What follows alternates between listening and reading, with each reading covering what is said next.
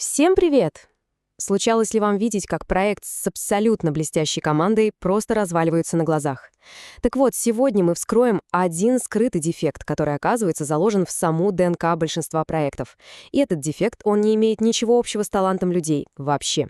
Все дело в структуре. Давайте разбираться, что это за зверь и как его, собственно, исправить. Ну, наверняка же знакомая картина. Собрались талантливые разработчики, опытные менеджеры, все просто горят идеей, а проект почему-то медленно, но верно погружается в хаос. Конечно, проще всего обвинить кого-то одного. Но что, если проблема не в игроках, а в самом поле, на котором они играют? Что, если правила этой игры, ну, скажем так, изначально ведут к проигрышу? И вот он корень проблемы. Та самая главная иллюзия, которую мы сегодня будем разрушать. Мы привыкли думать, что роль — это просто строчка в штатном расписании. Но на самом деле это такой сложный коктейль из власти, доступа к информации и, конечно, ответственности. И вот когда эти компоненты смешиваются в токсичную комбинацию, все, проект обречен. Причем еще до своего старта. Итак, давайте к сути. Первый и, пожалуй, самый главный принцип, который нужно просто принять. Архитектура важнее людей. Мы сейчас воспользуемся специальной моделью, чтобы понять, почему даже самые-самые лучшие специалисты оказываются бессильны в плохо спроектированной системе. И вот это, пожалуй, ключевой сдвиг в мышлении. Хватит искать виноватых, пора искать трещины в фундаменте. Потому что именно там, в самой-самой структуре, и кроется настоящая причина провала. Да, вот именно так. Плохая ролевая архитектура — это, знаете, как строить небоскреб на песке. Совершенно неважно, насколько гениальные инженеры и строители, рано или поздно все это дело рухнет. Такая система, она сама по себе порождает конфликты, недопонимание и, как итог, провал. А вот и самое ядовитое ядро проблемы, выраженное в простой формуле. Только представьте, менеджер проекта, который сам собирает данные о прогрессе, потом на их основе сам же решает, все ли идет хорошо, и в итоге сам отчитывается перед руководством. Скажите, где здесь вообще есть место для объективной правды? Это же готовый рецепт для катастрофы. Такая комбинация — это системный конфликт интересов, который встроен прямо в проект. Так как же построить эту самую прочную архитектуру? А решение лежит в четком, прямо-таки железном разделении власти. Модель, о которой мы говорим, предлагает 4 независимые роли, у каждой своя функция. Давайте посмотрим, кто же эти 4 стража успешного проекта. Первые — это смотрители, ну или watchers. Это наши проект-менеджеры, тим-лиды. Они, по сути, дирижеры оркестра, отвечают за темп, за исполнение, они планируют, раздают задачи. Но вот тут критически важный момент. Они не могут быть судьями своей же работы. Если менеджер сам решает, успешен проект или нет, он всегда, ну просто всегда найдет способ показать зеленый статус, даже если все вокруг горит синим пламенем. Дальше у нас исполнители. Операторс. Это те, кто пишет код, рисует дизайн, в общем, делает работу руками. Их зона ответственности — это качественно выполнить свою задачу. И, что не менее важно, сигнализировать о проблемах, как только они их видят.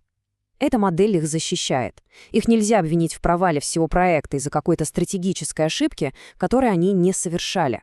Это снимает огромный груз и позволяет людям просто сосредоточиться на своей работе. Третья роль — судья или judge. Это тот, кто, образно говоря, держит руку на рубильнике. Инвестор, гендиректор, какой-нибудь управляющий комитет. У них есть абсолютная власть остановить проект или кардинально поменять его курс. Но чтобы их решения были взвешенными, они должны быть изолированы от ежедневной операционной рутины. Судья, который слишком глубоко погружается в детали, рискует потерять общую картину и принять решение на эмоциях, а не на стратегии. И, наконец, самое важное и, к сожалению, часто отсутствующая роль — енох. В некоторых традициях енох — это тот, кто видел все как есть и говорил правду. В проекте это независимый наблюдатель, QA, аудитор, риск-менеджер. Его суперсила — это полный, тотальный доступ ко всем фактам, а его миссия — доносить эту нефильтрованную правду напрямую судье в обход смотрителей. Енох ничего не решает, он просто делает так, чтобы все видели реальную картину, а не ту, которую им хотят показать. Итак, у нас есть 4 роли.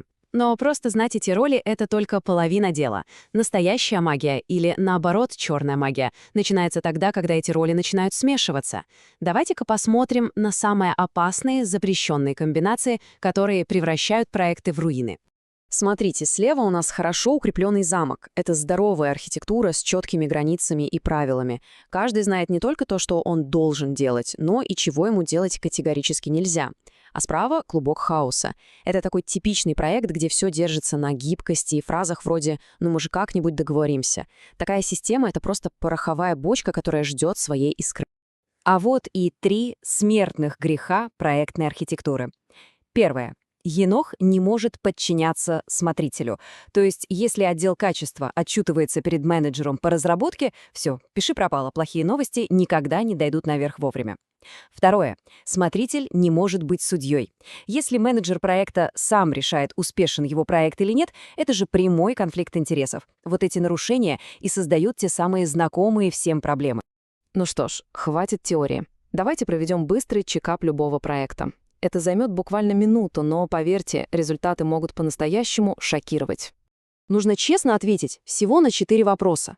Вот подумайте о своем проекте и определите, кто держит в руках эти 4 ключевых рычага власти, кто реально управляет деньгами, кто по-настоящему устанавливает дедлайны, кто определяет, что такое качество, и кто дает финальное добро на запуск.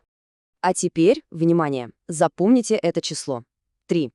И вот он, главный вывод этого простого теста. Если на 3 или даже больше из этих вопросов ответ указывает на одного и того же человека, поздравляю, в проекте обнаружен концентратор системного риска. И вот что важно подчеркнуть. Этот человек может быть самым талантливым, самым преданным сотрудником. Проблема не в нем. Проблема в том, что система дала ему в руки слишком много власти, без всякого контроля, превратив его, по сути, в единую точку отказа для всего проекта. Так, давайте подводить итог и закрепим главную мысль всего нашего разбора. А поможет нам в этом одна простая, но очень мощная метафора. Ролевая архитектура — это не какая-то там лишняя бюрократия, нет. Это предохранитель в системе. Его главная задача — вовремя выбить и предотвратить пожар, когда что-то идет не так. Если этот предохранитель сломан или его вообще нет, то совершенно не важно, насколько крутая у вас команда или гибкая методология. Рано или поздно система просто сгорит дотла. И в завершение вопрос на подумать. Просто взгляните на свой текущий проект через эту новую оптику. Попробуйте найти человека или роль, которая одновременно решает, что делать, контролирует, как это делается, и в конце еще и оценивает финальный результат. Именно в этой точке и сосредоточен главный риск, который способен потопить даже самый, казалось бы, перспективный корабль.